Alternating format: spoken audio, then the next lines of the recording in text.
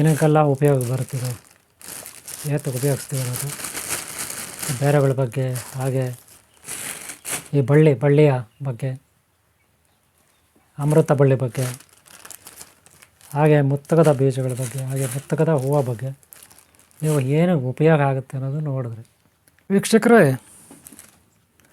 ವೀಕ್ಷಕರೇ ನೋಡಿ, ಇದು ಸಾಮಾನ್ಯವಾಗಿ ಈ ಬಿಳಿ ಬಳ್ಳಿ ಇದೆಯಲ್ಲ, ಇದು ಲೇಡೀಸ್ಗೆ ಭಾಳ ಮುಖ್ಯ. ಲೇಡೀಸ್ಗೆ ಮಕ್ಕಳಾದಾಗ ಅವ್ರಿಗೆ ಹಾಲು ಕಡಿಮೆ ಇದ್ದರೆ ಮಕ್ಕಳಿಗೆ ಹಾಲು ಸಿಗದೇ ಇದ್ದರೆ ಈ ಶತಾವರಿ ಬಳ್ಳಿಯ ಪುಡಿಯನ್ನು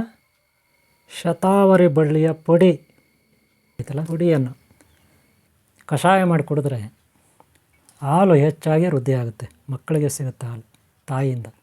ಇದು ತಾಯಂದಿರು ಕುಡಿಬೇಕು, ತಾಯಂದಿರು ಕುಡಿಯೋದಿದು. ಪೌಡ್ರ್ ಮಾಡಿ, ಪುಡಿ ಮಾಡಿ, ಕಷಾಯ ಮಾಡಿ, ಓಕೆನಾ. ಹಾಗೆ ಶರೀರದಲ್ಲಿ ಮೂಳೆಗಳಿಗೆ ಗಟ್ಟಿ ಆಗಲಿಕ್ಕೆ ಇದು ಉಪಯೋಗ. ಮೂಳೆಗಳು ಗಟ್ಟಿ ಆಗಲಿಕ್ಕೆ ಕ್ಯಾಲ್ಸಿಯಂ, ಹೆಚ್ಚಾಗಿ ಕ್ಯಾಲ್ಸಿಯಂ ಇದರಲ್ಲಿ ಸಿಗುತ್ತೆ. ಅಮೃತ ಯಾವ ರೀತಿ ಅಮೃತ ಅಂತೀವಲ್ಲ, ಹಾಲನ್ನು, ಸ್ತನಪಾಲನ, ಆ ರೀತಿ, ಓಕೆನಾ. ಇದು ಭಾಳ ಇಂಪಾರ್ಟೆಂಟ್ ಮೂಳೆಗಳಿಗೆ, ಗೊತ್ತಾಯ್ತಲ್ಲ. ಎಲ್ಲರಿಗೂ ಮೂಳೆಗಳಿಗೆ ಅನುಕೂಲ ಇದು, ಕುಡಿಬೇಕು. ಇದು ಅಂದರೆ ಕುದಿಸಿ, ಚೆನ್ನಾಗಿ ಪುಡಿ ಮಾಡಿ ಕುದಿಸಿ ಕುಡಿತಕ್ಕಂಥದ್ದು ಇದು, ಗೊತ್ತಾಯ್ತಲ್ಲ. ಪೌಡ್ರ್ ಮಾಡಿ ಹಾಲಲ್ಲಿ ಹಾಕೊಂಡು ಕುಡಿಬೋದು, ಸಕ್ಕರೆಯಲ್ಲಿ ಹಾಕೊಂಡು. ನಾನು ತೋರಿಸ್ತೀನಿ ಯಾವ ರೀತಿ ಅಂತ ಸ್ವಲ್ಪ, ಓಕೆನಾ. ಆಮೇಲೆ ನೋಡಿ, ಈಗ ಅಮೃತ ಬಳ್ಳಿ ನೀವು ನೋಡಿದ್ರೆ, ಅಮೃತ ಬಳ್ಳಿ ಅಲ್ವಾ, ಏನಿದು ಅಮೃತ ಬಳ್ಳಿ ಬೇರೆ, ಅಮೃತ ಬಳ್ಳಿ ಇದೇನಿಗೆ ಉಪಯೋಗ? ಅಮೃತ ಬಳ್ಳಿ ನಾನಾ ರೀತಿಯ ನಮ್ಮ ಶರೀರದ ಕಾಯಿಲೆಗಳು ಏನೇನೋ ಇರುತ್ತಲ್ಲ, ಶರೀರದಲ್ಲಿ ಕಾಯಿಲೆಗಳು, ಒಟ್ಟಾರೆ ಕಾಯಿಲೆಗಳಿವೆ, ಸರ್ವ ರೋಗಗಳಿಗೂ ಇದು ಅಮೃತ ಬಳ್ಳಿ ನೀವು ನೋಡಿದ್ರೆ ಅವ್ರದ್ದು. ಇದನ್ನು ಸಹ ಪುಡಿ ಮಾಡಿ ಟೀ ಕಾಫಿ ಮಾಡಿಕೊಂಡು ಕುಡಿಬೋದು, ಟೀ ಕಾಫಿ ಥರ ಕುದಿಸಿ ಕುಡಿಬೋದು, ಹಾಲಲ್ಲಿ ಕಲ್ಸಕ್ರೆ. ಓಕೆ, ನಾನು ಸ್ವಲ್ಪ ನಿಮಗೆ ಪ್ರಾಕ್ಟಿಕಲ್ ತೋರಿಸ್ತೀನಿ, ಓಕೆನಾ. ಆಮೇಲೆ ನಿಮ್ಗೆ ಹೇಳಿದೆ ಮುತ್ತುಕದ ಬೀಜ. ಈ ಮುತ್ತುಕದ ಬೀಜ ಮಾತ್ರ ಒಂದು ಕಂಡೀಷನ್ ಇದೆ, ಏನಪ್ಪ ಅಂದರೆ ಈ ಮುತ್ತುಕದ ಬೀಜ ಯಾರಿಗಾದರೂ ಬಾತ್ರೂಮ್ ಬರಲಿಲ್ಲ, ಒಂದು ದಿನ ಆಯಿತು, 2 ದಿನ ಆಯಿತು ಅಂದರೆ, ಸರಿಯಾಗಿ ಬರ್ತಾಯಿಲ್ಲ, 2 ದಿನಕ್ಕೊಂದು ಸಾರಿ ಬಾತ್ರೂಮ್ ಬರುತ್ತೆ ಅಂದರೆ, ಅಂಥವ್ರು ಮಾತ್ರ ಒಂಚೂರು ಪುಡಿ ಮಾಡಿ, ಸ್ವಲ್ಪ ಪುಡಿ ಮಾಡಿ ಹಾಲಲ್ಲಿ ಕಲ್ಸಕ್ಕರೆ ಇತ್ಯಾದಿ ಹಾಕ್ಕೊಂಡು ಟೀ ಕಾಫಿ ಮಾಡಿ ಕೂಡ ಈ ಪುಡಿನ ಕುಡಿಬೋದು. ಆದರೆ ಹೆಚ್ಚಾಗಿ ಕುಡಿಬಾರ್ದು. ಮಾಮೂಲಿ ಕಂಡೀಷನಲ್ಲಿ ಇರೋರು ಕುಡಿಬಾರ್ದು. ಏನಾದರೂ ಬಾತ್ರೂಮ್ ಪ್ರಾಬ್ಲಮ್ ಇರೋರು, ಬಾತ್ರೂಮ್ ಬರೋದಿಲ್ಲ, ಟೈಮ್ ಸರಿಯಾಗಿ ಬಾತ್ರೂಮ್ ಬರೋಲ್ಲ, 1 ದಿನ ಆಗುತ್ತೆ, 2 ದಿನ ಆಗುತ್ತೆ, ಗಂಟೆಗಟ್ಟಲೆ ಕೂತ್ಕೊತಾರಂದರೆ ಅಂಥವ್ರು ಇದರಲ್ಲೊಂದು ಬೀಜ ತೊಗೊಂಡು ಸ್ವಲ್ಪ ಪುಡಿ ಮಾಡಿ ಹಾಲಲ್ಲಿ ಟೀ ಕಾಫಿ ಥರ ಕುದಿಸಿ ಪುಡಿ ಮಾಡಿ ಇದನ್ನು ಕಲ್ಸಕ್ಕರೆ, ಬೆಲ್ಲ ಇದರಲ್ಲಿ ಸೇವನೆ ಮಾಡ್ಬೋದು. ಈ ಬೀಜ ಏನು ಬೇಡ, ಮುತ್ತುಕದ ಬೀಜ. ಹಾಗೆ ಲೋ ಬಿ ಪಿ ಇರೋರು ಇದೆಲ್ಲ ತೊಗೋಬಾರ್ದು, ನೆನ್ಪಿಟ್ಕೊಳ್ಳಿ. ಮುತ್ತುಕದ ಬೀಜ ಲೋ ಬಿ ಪಿ ಇರೋರು, ಮಕ್ಕಳು, ಗರ್ಭಿಣಿ ಸ್ತ್ರೀಯರು ಇತ್ಯಾದಿಗಳು ತೊಗೋಬಾರ್ದು. ಇದನ್ನು ಡಾಕ್ಟ್ರ್ ಸಲಹೆ ಪಡ್ಕೊಂಡೆ, ವೈದ್ಯರ ಸಲಹೆ ಪಡ್ಕೊಂಡೆ ತೊಗೋಬೇಕು, ಓಕೆನಾ. ಇದೇ ಮುತ್ತುಕದ ಬೀಜ. ಇನ್ನು ಇದು ನೋಡಿ ಮುತ್ತುಕದ ಹೂವು ಬಂದು ಏನೆಲ್ಲ ಉಪಯೋಗ ಅಂದರೆ, ಶರೀರದಲ್ಲಿ ನಮಗೆ ಶ್ವಾಸಕೋಶ, ಹೃದಯ, ಮೆದುಳು, ನರ್ವ್ ಸಿಸ್ಟಮ್, ನಮ್ಮ ಶರೀರದಲ್ಲಿ ಎಲ್ಲದಕ್ಕೂ ಮುತ್ತುಕ ಬೀಜ ಒಳ್ಳೆಯದು. ಆದರೆ ಲೋ ಬಿ ಪಿ ಇರೋರು, ಮಕ್ಕಳು, ಅವ್ರಿಗೆಲ್ಲ ಈ ಹೂವು ಡಾಕ್ಟ್ರ್ ಸಲಹೆ ಪಡ್ಕೋಬೇಕು, ಗರ್ಭಿಣಿ ಸ್ತ್ರೀ ಇರೋರೆಲ್ಲ. ಆದರೆ ಇದನ್ನು ಯಾರು ಬೇಕಾದ್ರೂ ಕಷಾಯ ಮಾಡಿ ಕುಡಿಬೋದು, ತೊಂದರೆ ಏನಿಲ್ಲ. ಆದರೆ ಬೀಜ ಮಾತ್ರ ತೊಂದರೆ, ಓಕೆನಾ. ಇದಿರುತ್ತೆ. ಇವುಗಳಿಂದ ನಾವೊಂದೀಗ ಕಷಾಯ ತಯಾರು ಮಾಡಿ ಅದು ಯಾವ ರೀತಿ ಅಂತ ನೋಡೋಣ, ಓಕೆನಾ. ಇದರ ಬಗ್ಗೆ ಇನ್ನೂ ಹೆಚ್ಚಿನ ಮಾಹಿತಿ ಕೊಡ್ತೀನಿ. ಈ ವಿಡಿಯೋನ ಲಾಸ್ಟ್ವರೆಗೆ ನೋಡಿ. ನಿಮಗೆ ನಾನೊಂದು ಕೊನೆಯವರೆಗೂ ಈ ವಿಡಿಯೋನಲ್ಲಿ ಮಾಹಿತಿ ಕೊಡ್ತೀನಿ, ಓಕೆನಾ. ಲಾಸ್ಟ್ವರೆಗೆ ನೋಡಿ. ವೀಕ್ಷಕರೇ, ಗುರುಮಕ್ಕಳೇ, ಮಿತ್ರರೇ, ನೋಡಿ, ಇದು ಕಲ್ಲು ಚಕ್ರ ಇದೇನಿದೆ, ಕಲ್ಲು ಚಕ್ರ ಇದೆ. ಇಲ್ಲಿ ಕೆಲವೊಂದು ವಸ್ತುಗಳನ್ನು ನಾನು ಇಟ್ಕೊಂಡಿದ್ದೀನಿ. ಇದು ಕಲ್ಲು ಚಕ್ರ. ಈ ರೀತಿ ಕಲ್ಲು ಚಕ್ರ ತಗೊಳ್ಳಿ. ಆಮೇಲೆ ನೋಡಿ, ಒಂದು ಪಾತ್ರೆ ತಗೊಳ್ಳಿ. ಪಾತ್ರೆ ಕೂಡ ಬೇಕು, ಏತಕ್ಕೆ ಅಂತ ಹೇಳ್ತೀನಿ. ಆಮೇಲೆ ಇದನ್ನೆಲ್ಲ ಪುಡಿ ಮಾಡೋಕ್ಕೆ ಒಂದು ಇದು ತಗೊಳ್ಳಿ, ಒರಳು ಥರ ಚಿಕ್ಕದು. ಆಮೇಲೆ ಒಂದು ಲೋಟ, ಒಂದು ಕಪ್ಪು, ಮಿಲ್ಕ್ ಪೌಡ್ರು ಅಥವಾ ಹಾಲು ತೊಗೊಳ್ಳಿ. ನೀವು ಹಾಲಾದರೂ ತೊಗೊಳ್ಳಿ, ಮಿಲ್ಕ್ ಪೌಡ್ರ್ ಅದು ತೊಗೊಳ್ಳಿ. ಗೊತ್ತಾಯ್ತಲ್ಲ. ಸದ್ಯಕ್ಕೆ ನಾನು ಮಿಲ್ಕ್ ಪೌಡ್ರ್ ಇಟ್ಕೊಂಡಿದ್ದೀನಿ. ಯಾಕೆ ಅಂದರೆ ಫ್ರಿಡ್ಜಲ್ಲಿ ಕರೆಂಟ್ ಬಂದೆಲ್ಲ ಗಡ್ಡೆ ಕಟ್ಟಿದೆ. ಇದು ನೋಡಿ ವಾಟರು, ನಾನು ಬಾಟ್ಲೊಳಗೆ ತುಳಸಿ ಹಾಕ್ಕೊಂಡಿದ್ದೀನಿ. ಇದು ನಾನು ಕುಡಿಯುವ ನೀರಿನ ಬಾಟಲು. ಅದೇ ಉಪಯೋಗಿಸಿ, ಪರವಾಗಿಲ್ಲ. ಕುಡಿಯೋ ನೀರು ಶುದ್ಧವಾದ ನೀರು ಇರಬೇಕು. ಏತಕ್ಕೆ ಅಂತ ನಾನು ಈಗ ನಿಮಗೆ ತೋರಿಸ್ತೀನಿ. ಈ ನೀರನ್ನು ನಾವು ಆ ಪಾತ್ರೆಯಲ್ಲೇ ಹಾಕ್ಕೋಬೇಕು. ಗೊತ್ತಾಯ್ತಲ್ಲ. ನೀರನ್ನು ನಾವು ಪಾತ್ರೆಯಲ್ಲಿ ಹಾಕಬೇಕು. ತುಳಸಿ ನೀರಿದು. ಗೊತ್ತಾಯ್ತಲ್ಲ. ಎಷ್ಟು ಪದಾರ್ಥಗಳಲ್ಲಿ ಬೀಳುತ್ತೆ. ಈಗ ನಾನು ಕಷಾಯ ಮಾಡ್ತೀನಿ, ಟೀ ಮಾಡ್ತೀನಿ. ಯಾವ ಟೀ? ಮುತ್ತಗ ಬೀಜದ ಟೀ. ನೋಡಿ, ಇದು ಮುತ್ತಗ ಬೀಜ, ಮುತ್ತಗ ಮರದ ಬೀಜ. ಮುತ್ತಗ ಮರ ಅಂದರೆ ಏನು? ನಾವು ಊಟ ಮಾಡ್ತೀವಲ್ಲ ಎಲೆ, ಆ ಮರದ ಬೀಜ. ಎಲೆಗಳಿರುತ್ತಲ್ಲಪ್ಪ, ಆ ಎಲೆ ಊಟಕ್ಕೆ ಹಾಕ್ತಿದ್ರಲ್ಲ ಹಳೆ ಕಾಲದಲ್ಲಿ, ಆ ಮುತ್ತಕ ಮರದ ಬೀಜ. ಆ ಮರನ ನಾನು ಆಮೇಲೆ ತೋರಿಸ್ತೀನಿ ನಿಮಗೆ. ಆ ಮರದ ಹೂಗಳಿದು. ಮೊದಲು ಹೂಗಳು ನೋಡಿ, ಇದು ಹೂಗಳು. ಇದು ಏತಕ್ಕೆ ಅಂತ ಹೇಳ್ತೀನಿ, ಹೂಗಳು. ಆಮೇಲೆ ನೋಡಿ, ಇದು ನೋಡಿ ಶತಾವರಿ ಬಳ್ಳಿ. ಇದು ಶತಾವರಿ ಬಳ್ಳಿಯ ಒಂದು ತುಂಡುಗಳು. ಇದು ನೋಡಿ ಅಮೃತ ಬಳ್ಳಿಯ ತುಂಡುಗಳು. ಓಕೆನಾ. ಅಮೃತ ಬಳ್ಳಿ, ಶತಾವರಿ ಬಳ್ಳಿ, ಕಲ್ಲು ಚಕ್ರೆ. ಗೊತ್ತಾಯ್ತಲ್ಲ, ಕಲ್ಲು ಚಕ್ರೆ. ಆಮೇಲೆ ಇನ್ನೇನು ಈ ಹೂಗಳು. ಯಾವ ಹೂಗಳು? ಮುತ್ತಗ ಮರದ ಹೂಗಳು. ನೋಡಿ, ಇದು ಹೆಂಗಿರುತ್ತೆ ಅಂದರೆ, ಮುತ್ತಗ ಮರದ ಹೂಗಳು ಒಳ್ಳೆಯ ಗರುಡ ಮೂತಿ ಅಥವಾ ಹಂಸ ಬರುತ್ತಲ್ಲ, ಬಾತುಕೋಳಿ, ಅದರ ಮೂತಿ, ಅಥವಾ ನವಿಲು ಮೂತಿ, ಅಥವಾ ಗಣಪತಿಯ ಒಂದು ಕೋರೆ ಅಲ್ಲೇ ಇರುತ್ತಲ್ಲ, ದವಡೆ ಅಲ್ಲುಗಳು, ಆ ಥರ ಸೊಂಡದ ಥರ ಈ ಹೂಗಳಿರುತ್ತೆ. ನೋಡ್ಕೊಳ್ಳಿ, ಈ ಹೂಗಳು ಆ ಥರ ಇರುತ್ತೆ. ಆಮೇಲೆ ಹೂಗಳು ನಾವು ಒಣಗಿರೋ ಹೂಗಳನ್ನು ನಾನು ಇಟ್ಕೊಂಡಿದ್ದೀನಿ. ಇದು ಗ್ರಂಥಿಗೆ ಅಂಗಡಿಯಲ್ಲಿ ಸಿಗುತ್ತೆ, ನಿಮಗೆ ಗ್ರಂಥಿಗೆ ಅಂಗಡಿಯಲ್ಲಿ ಸಿಗುತ್ತೆ. ಈ ಹೂಗಳನ್ನು ನಾವು ಈ ರೀತಿ ಓಪನ್ ಮಾಡ್ಕೋಬೇಕು. ನಿಮಗೆ ಓಪನ್ ಮಾಡಿ ನಾನು ತೋರಿಸ್ತಾ ಇದ್ದೀನಿ ಯಾವ ಥರ ಇರುತ್ತಂತ.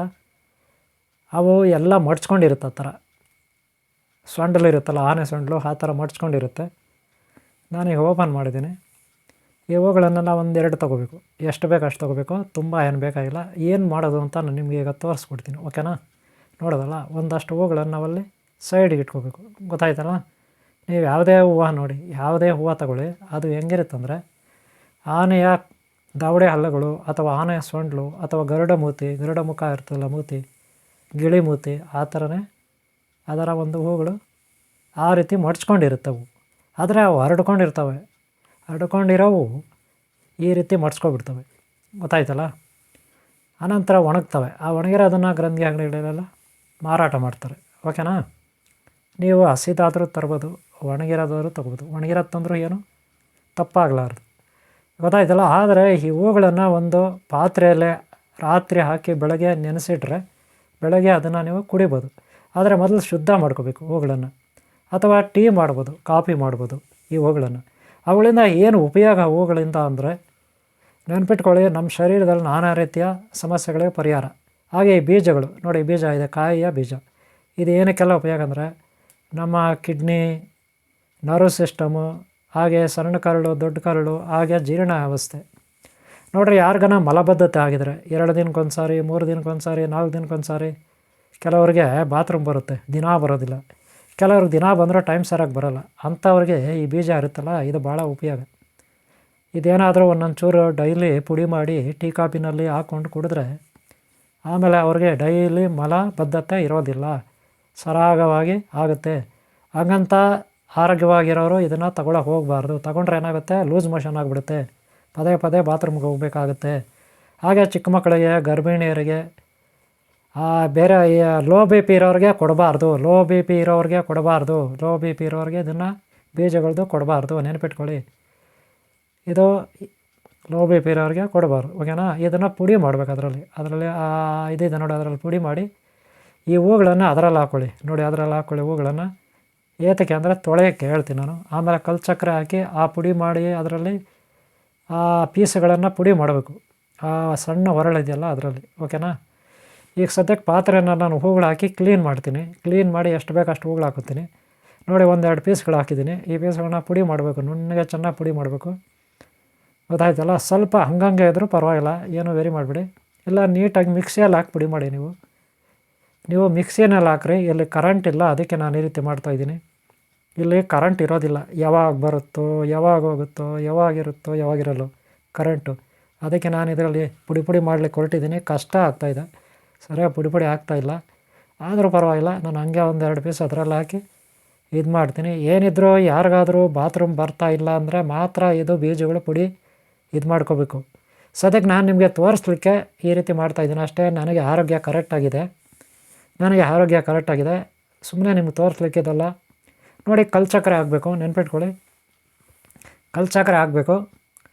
ನಾನು ಬರೀ ನಿಮಗೆ ತೋರಿಸ್ಲಿಕ್ಕೆ, ಅರ್ಥ ಮಾಡ್ಕೊಳ್ಳಿ, ಇದೆಲ್ಲ ಪ್ರೋಗ್ರಾಮ್ ಮಾಡೋದು. ನೀವು ಇನ್ನೂ ನೀಟಾಗಿ ಮಾಡ್ಕೋಬೇಕ್ರಿ. ಇದಾಗಲಿ ಯಂತ್ರ ತಂತ್ರ ಮಂತ್ರ ತಾಯ್ತ ಆಗಲಿ ಪೂಜೆಗಳಾಗಲಿ, ನಾನು ಸುಮ್ಮನೆ ನಿಮ್ಗೆ ತೋರಿಸ್ಲಿಕ್ಕೆ ಎಲ್ಲ ಹಂಗೆ ಟ್ರಯಲ್ ತೋರಿಸ್ತೀನಿ ಅಷ್ಟೇ.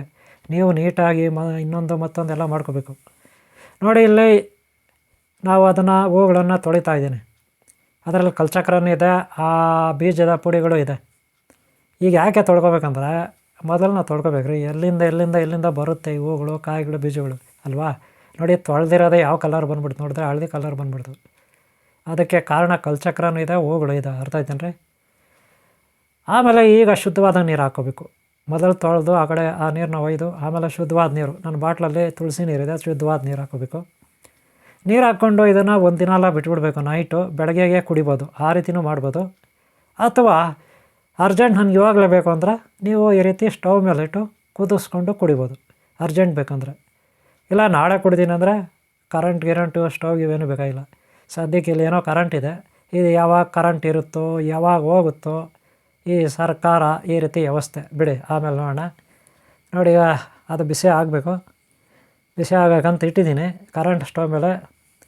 ನೀವು ನೋಡಿದ್ರೆ ರೆಡ್ ಲೈಟು ಕರೆಂಟ್ ಇತ್ತು, ಅದು ಯಾವಾಗ ಹೋಗುತ್ತಾ ಗೊತ್ತಿಲ್ಲ. ಆಮೇಲೆ ಅದಕ್ಕೆ ಇನ್ನೊಂದು ಸೇರಿಸ್ಬೇಕ್ರಿ. ನೋಡಿ, ಇಲ್ಲೊಂದು ಪುಡಿ ಮಾಡಿ ಇಟ್ಟಿದ್ದೀನಿ, ಏನು ಗೊತ್ತಾಯಿತು, ಶುಂಠಿ ಆಮೇಲೆ ಏಲಕ್ಕಿ. ನೆನಪಿಟ್ಕೊಳ್ಳಿ, ಶುಂಠಿ ಅಂಗಡಿಯಲ್ಲಿ ಸಿಗುತ್ತೆ, ಗ್ರಂಥಿ ಅಂಗಡಿಯಲ್ಲೂ ಸಿಗುತ್ತೆ ಶುಂಠಿ, ಒಣಗಿರೋ ಶುಂಠಿ ಅಂತ ಕೇಳಿ, ಒಣ ಶುಂಠಿ ಅಂತ. ಒಂಚೂರು ಹಾಕಬೇಕು, ಒಂಚೂರು ಏಲಕ್ಕಿ. ಗೊತ್ತಾಯ್ತಾ. ಏನಕ್ಕೆ ಅಂದರೆ ಟೀ ಮಾಡೋಕ್ರಿ, ನೆನಪಿಟ್ಕೊಳ್ಳಿ. ಸಕ್ಕರೆ ಬೇಕಾದ್ರೆ ಒಂಚೂರು ಹಾಕ್ಕೊಳ್ಳಿ, ತೊಂದರೆ ಇಲ್ಲ. ನಾನು ಇದಕ್ಕೆ ಟೀ ಪುಡಿ ಕೂಡ ಒಂಚೂರು ಸೇರಿಸ್ತಾ ಇದ್ದೀನಿ. ನೋಡಿ, ಟೀ ಪುಡಿ ಇದು. ನೀವು ಕೂಡ ಒಂಚೂರು ಟೀ ಪುಡಿನೋ ಕಾಫಿ ಪುಡಿನೋ ಏನೋ ಒಂದು ಹಾಕ್ಕೊಳ್ರಿ, ಏನೋ ಒಂದು ಹಾಕ್ಕೊಳ್ಳಿ.